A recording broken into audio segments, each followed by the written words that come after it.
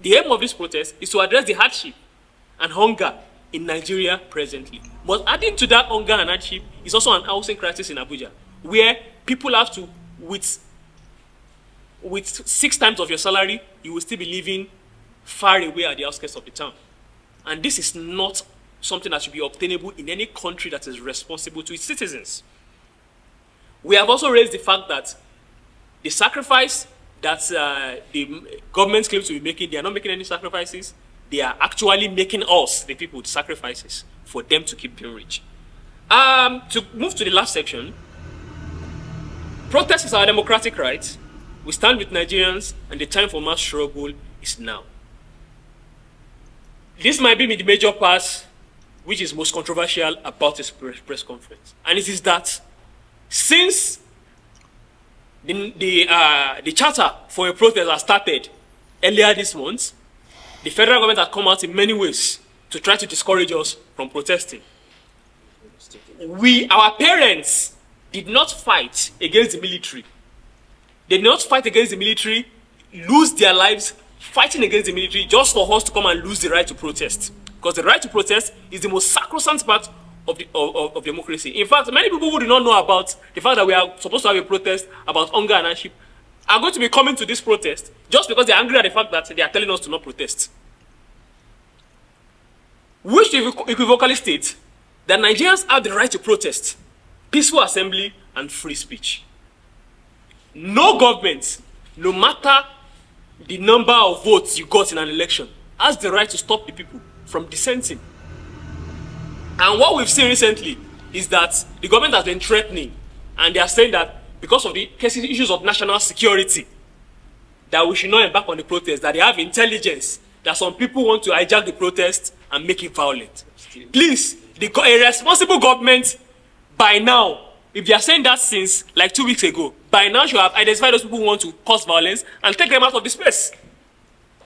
And so that we that want to do peaceful protest can peacefully protest. But they are not doing that. Instead, they are asking us to not protest. Now, the demands of our protest, the question is that in a democracy, I can decide I want to protest for anything. The demand of the protest should not be justified. So one of the arguments that they've been making is that our demands are not justified. Tinubu is still working. The demands of a protest does not have to be justified before we can have a protest. And so this is the point we are making.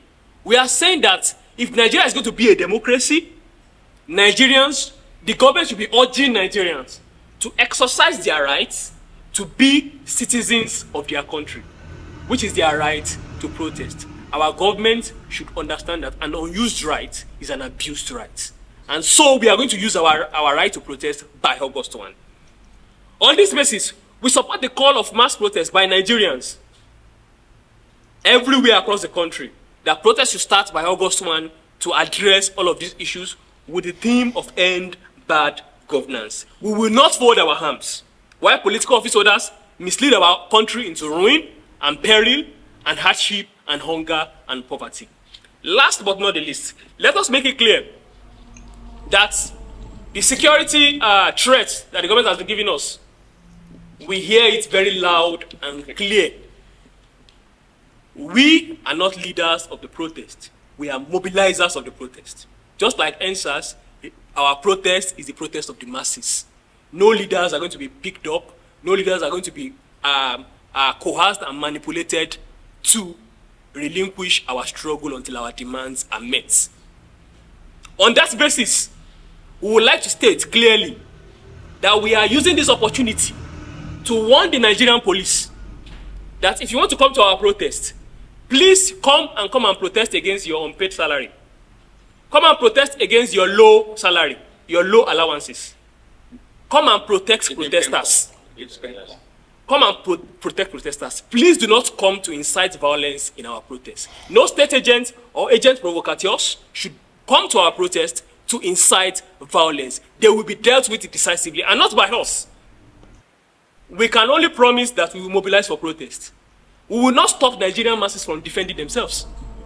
If they have been attacked, if they have learned from NSAS and the massacres that was the major feature of NSAS, we will not stop them from defending themselves. And so we are warning the Nigerian government to not incite violence, because they have history of inciting violence during protest. We still have pictures of people holding machetes, attacking protesters in Lagos. We must also state this clearly, that some have said that our protest is because we want to install a military government. We detest military dictatorship. Let that be loud and clear. Our protest is for our right to live as human beings in our own country. And for that reason, we do not support a military takeover. And so nobody should blackmail us that those are protesting are in support of a military takeover of Nigeria. We are exercising a democratic right, which is the right to protest. And on that basis, we want to also warn the military that Nigerians have learned from Lekki massacre and other massacres during the NSAS. We want to warn the DSS that we have learned over the years, and we will not stay silent, because you can beat people, but they will defend themselves, and we will not be responsible for that. It will be the cross of the Nigerian government. Every protester is a leader of that protest. And if they are asking that who are those that have mobilized for this protest, the simple answer is that it is the Tinubu government and the cronies of the government themselves who have mobilized for this protest through the economic hardship they've melted on Nigerians. Because we ask, the problem of insecurity, does it exist? The answer is yes. The problem of hunger, does it exist? The answer is yes. Of economic hardship, does it exist? The answer is yes. The government changed the national anthem just recently. But the national anthem on the street has not changed. It is that of hunger, insecurity, and poverty in the midst of abundance. And of course, to also try to point out that just last week, the government embarked on some sinister attempts to demobilize and harass Nigerians.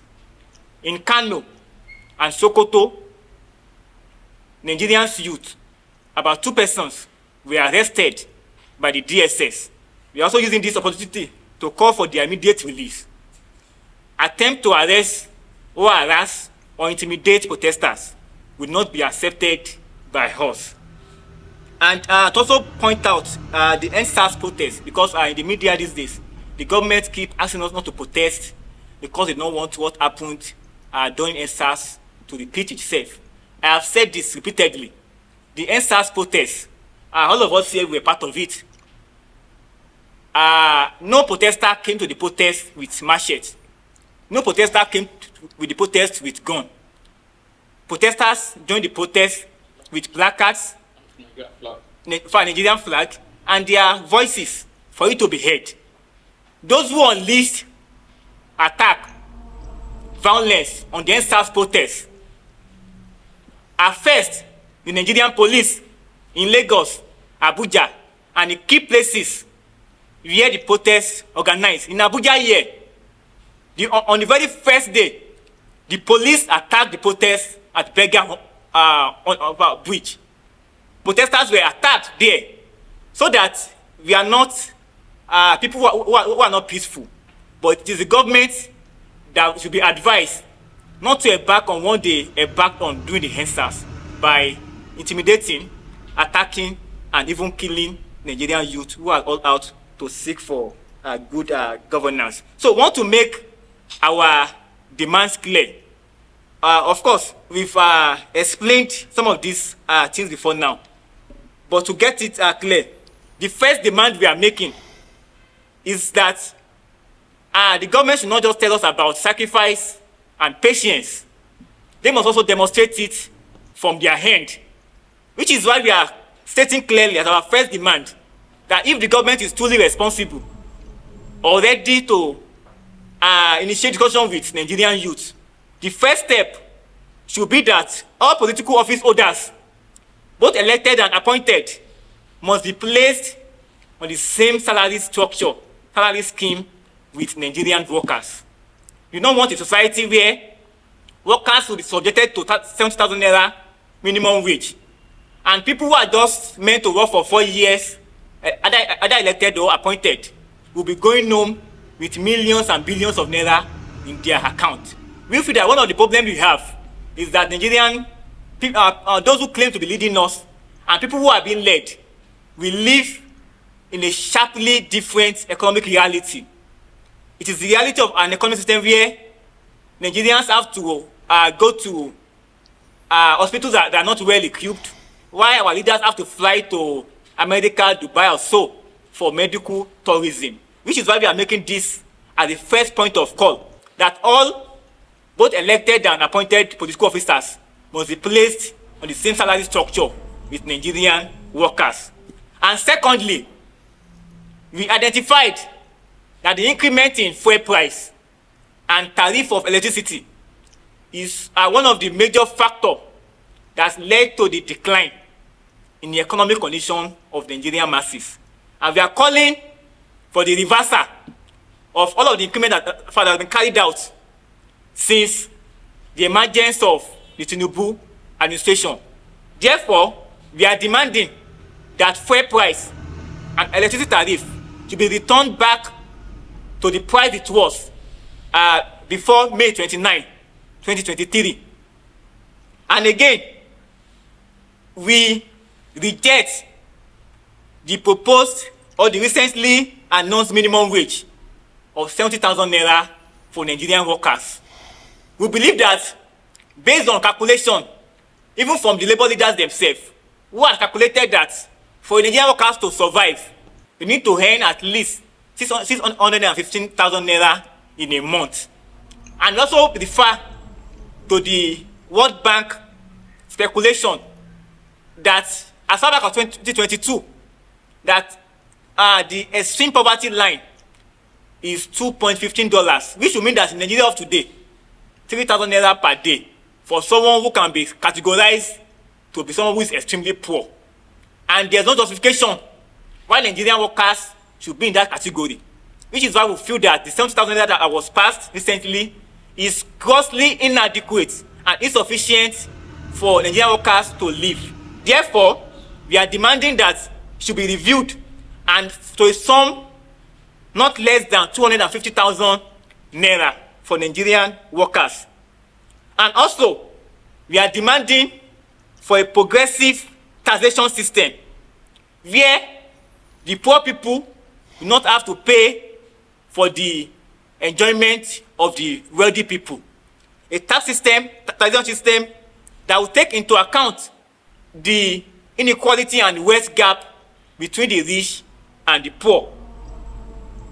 Also, we note that within the last 1 year, especially since the Tinubu government announced the student loan scheme, which we have expressed that this scheme itself is nothing but an attempt to turn Nigerian students into debtors.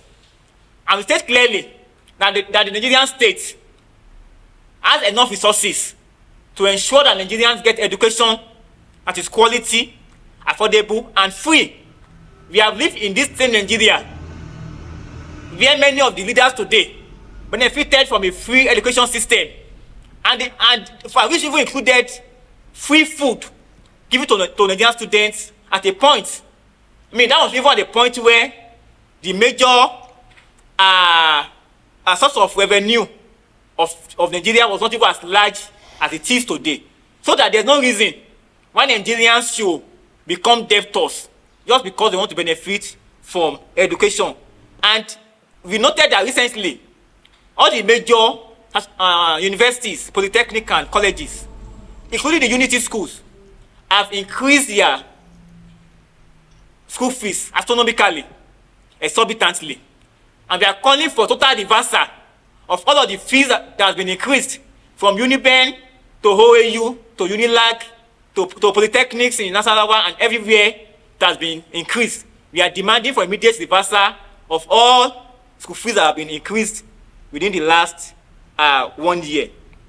And we also take note of the oil and gas sector, that despite talks from the government over the years, despite budgeting billions of naira for the refineries that they claim they want to make functional, what is obtainable today is that none of these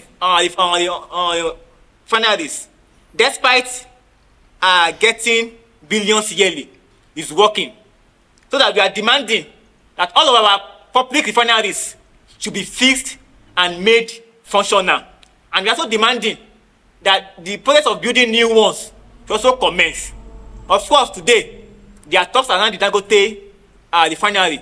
And what we are stating is that if the Nigerian government have not neglected our public refineries over the years, there won't be need for us to rely on Dangote, who is all out to make profit out of our common resources. And we have seen examples of this even in other aspects of the economy, which has been placed in the hands of private profiteers.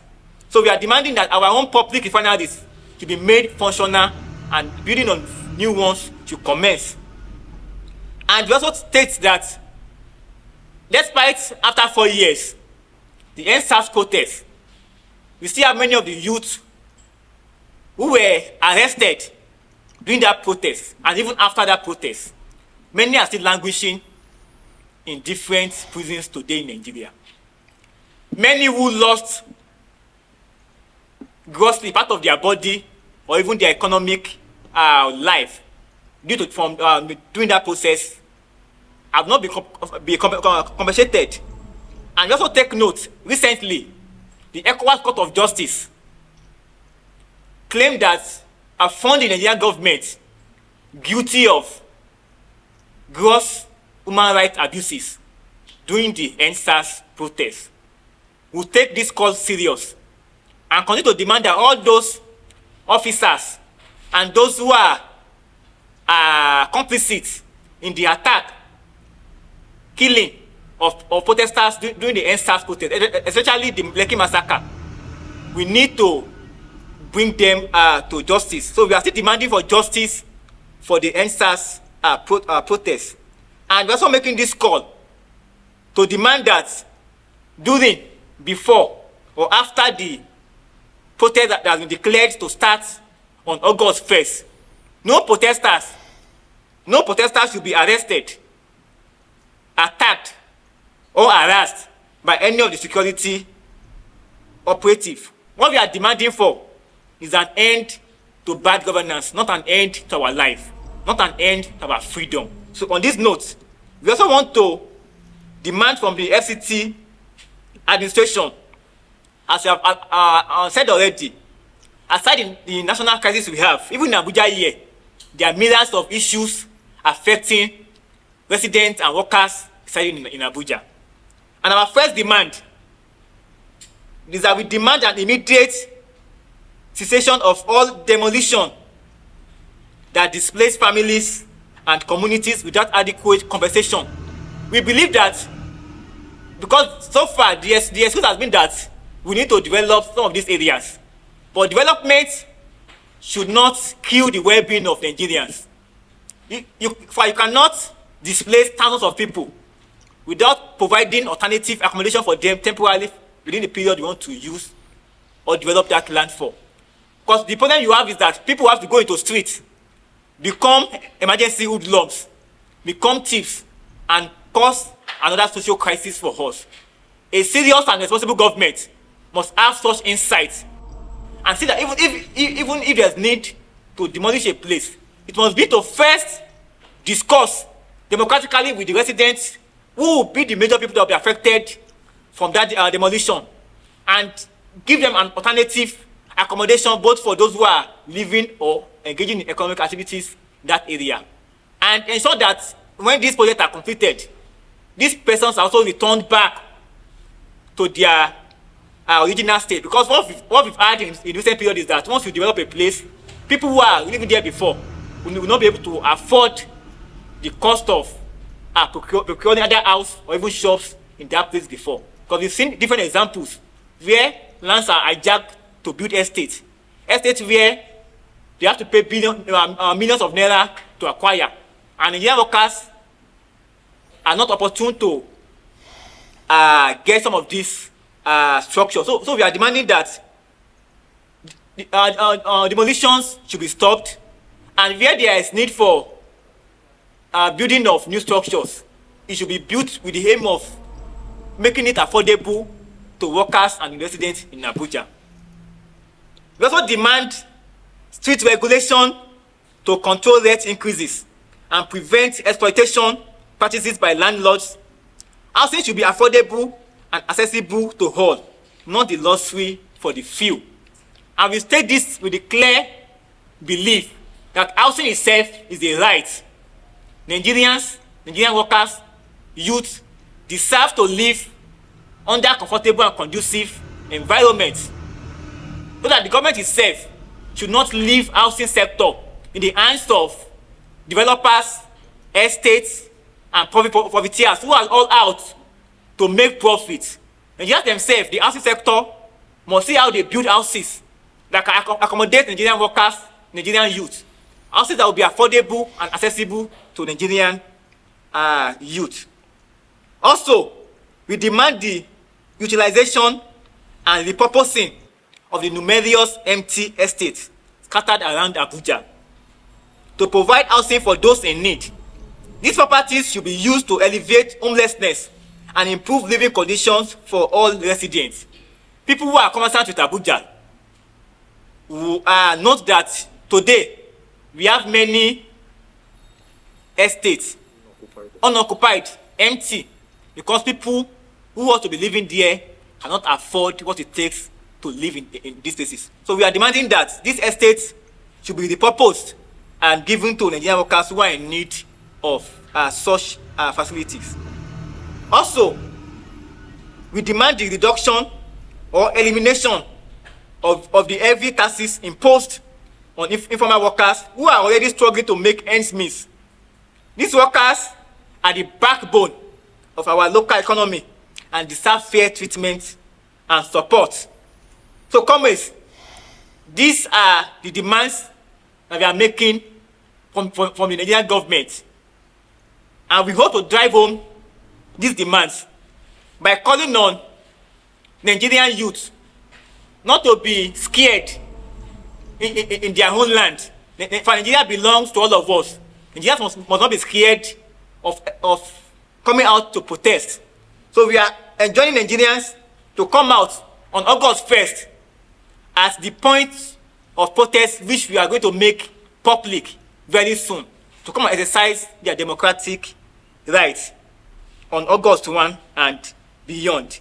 We are also using this opportunity to call on the Nigerian Labour Congress and the TUC not to become onlookers in this protest.